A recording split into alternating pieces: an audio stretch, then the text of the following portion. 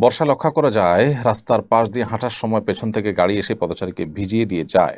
রাস্তায় খানাখন্দ বরাবর গাড়ি ধীরে চালালে এই বিড়ম্বনা পড়তে হয় না। দয়া করে ড্রাইভারদেরকে একটু নসিহা করবেন। অনেকেরই অনেক আর্গুমেন্ট থাকে, আপনি একটা ভালো আর্গুমেন্টই করেছেন। এটা ঠিক যে আপনার বৃষ্টিতে খানাখন্দ ইত্যাদিতে পানি জমে থাকে, সেখানে জোরে গাড়ি চলার কারণে পথচারীদের গায়ে পানি লেগে যায়, খুবই গর্হিত একটি কাজ। যে আমার রাস্তায় এমনভাবে চললাম যেটা অন্যের কষ্টের কারণ হলো। নবী করিম সাল্লাল্লাহু আলাইহি ওয়াসাল্লাম বলেছেন, রাস্তায় যখন কষ্টদায়ক কোনো কিছু কেউ ফেলে রাখে তুমি সেটাকে সরিয়ে দাও। অর্থাৎ এটাতে যাতে কারো কষ্ট না হয় সেজন্য তুমি দায়িত্বশীল হও। তো রাস্তায় পানি পড়ে আছে, সেখানে আপনি জোরে গাড়ি চালালেন, তাহলে আরেকজনের কষ্টের কারণ হলো, তাহলে এটা দায়িত্বশীলতার পরিচয় হলো না, এবং এটা ঈমানের একটি শাখা বলা হয়েছে। অর্থাৎ কষ্টের যেন কারণ কেউ না হয় সেদিকটা খেয়াল রাখা। অতএব যদি কেউ কষ্ট পায় তাহলে সেটা কুফুরির অঙ্গ হবে। সো যারা গাড়ি চালাচ্ছেন তারা দায়িত্বশীলতার পরিচয় দিবেন। আপনি রাস্তা চলে যাচ্ছেন স্বাভাবিকভাবে, কারোর কষ্টের কারণ হলো, আপনার আমলনামায় গুনাহ লেখা হয়ে গেল। কত বড় একটা দুর্ভাগ্যজনক বিষয় এটি। বিধায় আমাদেরকে সতর্ক থাকতে হবে। আল্লাহ তাআলা আমাদেরকে তৌফিক দান করুন। হিন্দু নারী দিয়ে বাসার কাজ করানো যাবে কিনা? অন্য ধর্মাবলম্বী হিন্দু বা খ্রিস্টান এরকম কাউকে দিয়ে বাসায় আপনি কাজ করাতে পারেন, সমস্যা নেই। অন্য ধর্মাবলম্বীদেরকে দিয়ে যেমন আপনি কাজ করাতে পারেন, আপনি অন্য কোনো ধর্মাবলম্বীদের কাজ করতে পারেন। এ বিষয়ে ইসলাম আমাদেরকে কোনো বিধিনিষেধ আরোপ করেনি। অর্থাৎ অন্য ধর্মাবলম্বীদের সাথে আমাদের স্বাভাবিক জীবন আচার যেটা লেনদেন কায় কারবার এগুলো করতে ইসলাম নিষেধ করেনি। তবে হ্যাঁ, আপনি সেখানে কোনো অন্যায় কাজ যেন না করেন, বা সেই জন্য কোনো আপনার এমন কোনো কাজ না করে যেটা আপনার উপরে কোনো হারাম বিষয় বর্তায়, সেটি আপনাকে লক্ষ্য রাখতে হবে।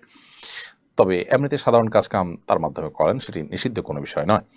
বৈষম্য বিরোধী এত বড় আন্দোলন হয়ে গেল, অথচ দেশে দায় টুপি ও হিজাবের কারণে বৈষম্য এখনও আছে, এটা নিয়ে একটু কথা বলুন প্লিজ।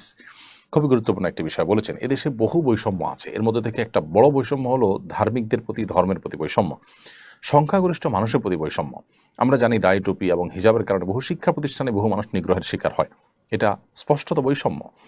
নিশ্চয়ই দায় নিয়ে টুপি নিয়ে কিছু মানুষ সংবাদ পাঠ করতে চায়, কোনো মিডিয়াকে তাকে সেটা করতে দিবে? যদি না দিয়ে দেয় তাহলে এটা তার প্রতি বৈষম্য হলো। তার চয়েসকে আমরা বলি যে যার যার চয়েসে সে চলবে, তাহলে এখানে কি চয়েস অনুযায়ী চলতে পারলো?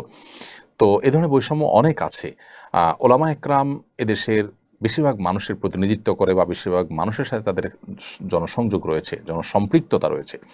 আমরা দেখি বিভিন্ন সময় যখন দেশের ক্রান্তিকাল হয়, তখন বিভিন্ন মানুষের অপিনিয়ন নেওয়া হয়, টেলিভিশনগুলো বিভিন্ন টক শো করে, সেখানে অনেক মানুষকে ডাকা হয়, কিন্তু ওলামা একরামকে সাধারণত ডাকা হয় না। ডাকলেও আলেমদেরকে কোণঠাসা করবার জন্য, দুই তিনজন তাদের বিরুদ্ধে লেগে তাদেরকে নাজেহাল করবার জন্য কখনো কখনো ডাকতে দেখা যায়। সচরাচর ওলামা একরামের প্রতি ইতিবাচকভাবে পজিটিভ দৃষ্টিভঙ্গিতে তাদেরকে ডাকা হয় না। এটা একটা বৈষম্য।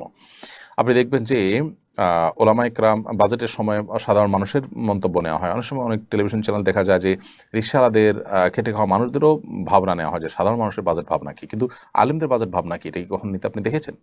নিশ্চয়ই দেখেননি। আমাদের দেশে যখনই অন্তর্বর্তীকালীন সরকার গঠন হয়, এবার ব্যতিক্রম একজন আলেমকে নেওয়া হয়েছে, তাও একজন নেওয়া হলো, তাও শুধুমাত্র ধর্মের জন্য দায়িত্ব দেওয়া হচ্ছে। কারণ আলেমদের মধ্যে বহু দায়িত্বশীল, বহু যোগ্য মানুষ আছেন, কিন্তু আলেমদেরকে কখনো দেশের এ জাতীয় বিষয়ে স্মরণ করা হয় না। এটা স্পষ্টত অবিচার এবং বৈষম্য। বৈষম্যগুলো মানুষকে দিন দিন দিন দিন শক্ট করে এবং বিক্ষুব্ধ করে, একটা পর্যায়ে সেটা ব্রাস্ট হয়ে যায়। যেমন আমরা দেখলাম যে নানা বৈষম্য, কোটা বৈষম্য ইত্যাদির কারণে একটা পর্যায়ে কিন্তু ব্রাস্ট হয়েছে। সো এরকম পরিস্থিতি যেন আর না হয়, সেজন্য ধর্মীয় কর্মকাণ্ডের ব্যাপারে যে বৈষম্য, বা ধর্মীয় যে সিম্বলগুলো আছে সেগুলোর প্রতি যে বৈষম্য, ধার্মিকদের প্রতি যে বৈষম্য, সেটি কাটাতে হবে। অনেক অফিস আদালতে ও দায় টুপির প্রতি এখনও আপনার বৈষম্য দৃষ্টিতে তাকানো হয়, ধার্মিকদের প্রতি বিমাথাসুলভ আচরণ করা হয়। তারা তো এদেশে উড়ে আসে নেই, বরং আলেমদের কথা আমি বলতে চাই যে আলেমরা এদেশে ৩.৫ লক্ষ মসজিদের ৩.৫ লক্ষ ইমাম খতিব, তারা এদেশে কয়েক কোটি মানুষকে তারা কিন্তু রিপ্রেজেন্ট করে, এবং তাদের সাথে জনসম্পৃক্ততা আছে। আপনি দেখবেন দেশের ক্রান্তিকালে এমন অনেক মানুষ এসে মতামত দিতে থাকেন এবং তাদের চিন্তাধারাগুলো পুশ করেন, যাদের সাথে কোনো জনসম্পৃক্ততা নেই।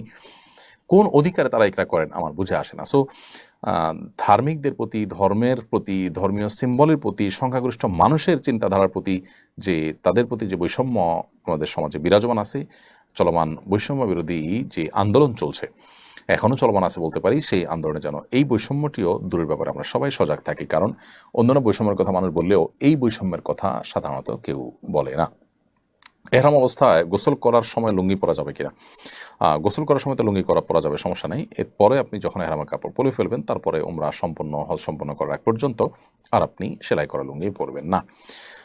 সেকেন্ড হ্যান্ড মোটরসাইকেলের মিটার কম দেখিয়ে বেশি দিন চলা বাইক কম চলেছে দেখিয়ে বিক্রি করা যাবে কিনা? না, অবশ্যই এটা প্রতারণা, এটা গুনাহের কাজ। আপনি এরকম যদি করে থাকেন তাহলে এটা কবিরা গুনাহ করেছেন। ক্রয় বিক্রয় হয়ে যাবে, কিন্তু আপনি কবিরা গুনাহ করার কারণে মানুষের হক নষ্ট করেছেন, ভয়ঙ্কর একটি অপরাধ হয়েছে, কবিরা গুনাহ হয়েছে। বিধায় আল্লাহ সুবহানাহু ওয়া তাআলার কাছে এর জন্য তওবা করতে হবে। গোসলের সময় বা শৌচ কর্মের সময় দিগম্বর হলে এহরাম ভেঙে যাবে কিনা বা ভেঙে গেলে করণীয় কি? না, গোসলের সময় বা শৌচ কর্মের সময় এহরামরত ব্যক্তি যদি দিগম্বর হন তাহলে তার এহরাম ভেঙে যাবে না। তবে যতটুকু প্রয়োজন ততটুকু শুধু দিগম্বর হবেন, প্রয়োজনের চাইতে বেশি হবেন না। সেটা আদব এবং শিষ্টাচারের মধ্যে পড়ে। একজন মানুষ সবার কাছে ভালো থাকলে সে নাকি মুনাফিক হয়, এ বিষয়ে নাকি একটি হাদিস আছে, দয়া করে জানাবেন। এটিকে একেবারে সর্বাংশে বা সব ক্ষেত্রে ফিট করা সঠিক নয়, তবে এটা অনেকাংশেই সঠিক এবং অনেক ক্ষেত্রে সঠিক। যেমন একজন মানুষ যদি চগলখড়ি করেন, একজনের কাছে গিয়ে তার প্রশংসা করেন, তার পেছনে আরেকজনের কাছে গিয়ে ওই লোকের বদনামি করে আবার যার কাছে গেছেন তার প্রশংসা করেন, এই যে সবার কাছে ভালো থাকার প্রচেষ্টা, এটাকে চগলখড়ি বলা হয়। এই চগলখড়ি করার তো মুনাফিকি চরিত্র সন্দেহাতীতভাবে। কিন্তু সবার কাছে সে প্রিয়, সবাই তাকে ভালোবাসে, এর মানে সে মুনাফিক, ব্যাপারটাকে এত সহজীকরণ করার সুযোগ নেই। কারণ নবী করিম সাল্লাল্লাহু আলাইহি ওয়াসাল্লাম একটা হাদিস রয়েছে যে তুমি কি চাও যে মানুষরা তোমাকে ভালোবাসবে, জনপ্রিয় হবে সবার কাছে? তো এর জন্য কি করতে হবে? নবী সাল্লাল্লাহু আলাইহি ওয়াসাল্লাম পরামর্শ দিয়েছেন, তাহলে তুমি মানুষ যেটার জন্য লালায়িত থাকে তুমি সেটার জন্য তার লালায়িত হইও না, তাহলে দেখবা তুমি সবার কাছে প্রিয় থাকবে। তাহলে এখানে বোঝা গেল যে সবার প্রতি প্রিয় হওয়াটা দোষে নয়, নিয় নয়। অনেক মানুষ আছেন যিনি সবার কাছে প্রিয়। নবী করিম সাল্লাল্লাহু আলাইহি ওয়াসাল্লাম খোদ তিনি সবার কাছে প্রিয় ছিলেন, বিধায় সবার কাছে প্রিয় থাকলেই মুনাফিক হয়ে যাবে, বাট এরকম না। তবে সবার কাছে প্রিয় থাকার জন্য যদি কপট কোনো আচরণ করা হয় তাহলে সে অবশ্যই মুনাফিকের মধ্যে পড়বে।